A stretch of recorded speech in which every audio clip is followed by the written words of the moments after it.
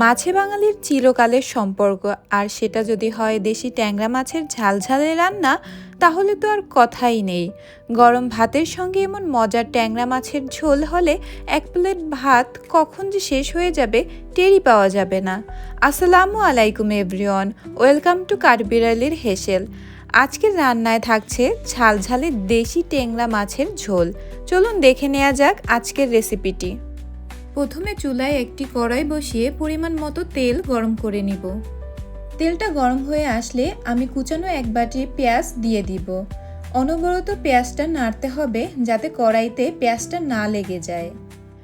আপনারা যদি মাছের ঝোলটা ঘন করতে চান তাহলে পেঁয়াজ বেশি ব্যবহার করবেন, আর পাতলা ঝোল করতে চাইলে অবশ্যই পেঁয়াজ কম ব্যবহার করবেন। এবারে দিয়ে দিচ্ছি স্বাদ মতো লবণ, এতে পেঁয়াজটা নরম হয়ে যাবে।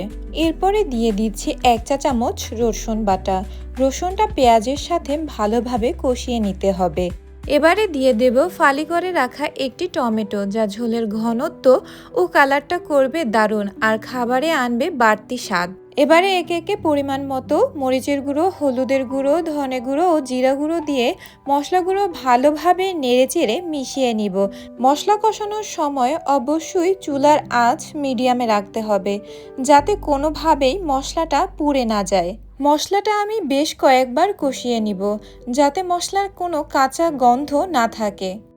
এ পর্যায়ে সামান্য পানি দিয়ে আমরা মশলাটাকে আবারও একবার কষিয়ে নিব। মশলাটাকে অনবরত নাড়তে হবে যাতে কড়াইয়ের সাথে মশলাটা লেগে না যায়।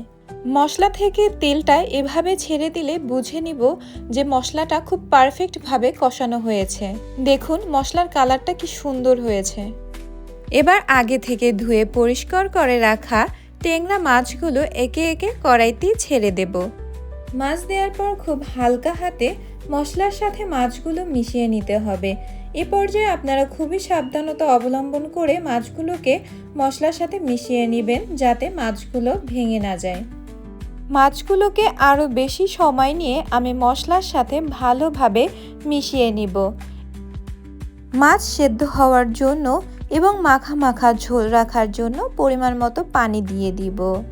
তারপর ঢাকনা বন্ধ করে কিছুক্ষণের জন্য ফুটতে দিয়ে দিব। এবার ঢাকনা তুলে পলক ওঠা ঝোলের মধ্যে কয়েকটি চেরা কাঁচামরিচ ছড়িয়ে দিব। এটি তরকারির চমৎকার ফ্লেভার এবং সুন্দর ঝাল স্বাদ নিয়ে আসবে। তবে যারা ঝাল খেতে পারেন না তারা অবশ্যই কাঁচামরিচটি স্কিপ করবেন। পরিমাণ মতো তাজা ধনেপাতা কুচি মাছের তরকারির উপরে ছড়িয়ে দিব। এরপর পুনরায় ঢাকনা দিয়ে 1 থেকে 2 মিনিট হালকা আঁচে দমে রেখে দিব। এবার দিয়ে দিচ্ছি পরিমাণ মতো জিরে গুঁড়ো। তবে আপনারা চাইলে রান্নার শুরুতে জিরা গুঁড়ো না দিয়ে রান্নার একেবারে শেষের দিকে আস্ত জিরে হালকা ভেজে গুঁড়া করে দিতে পারেন। এতে জিরার ঘ্রাণটা আরও সুন্দরভাবে বের হবে। ব্যাস তৈরি হয়ে গেল আজকের রেসিপি ট্যাংরা মাছের ঝালঝালে এই পদ।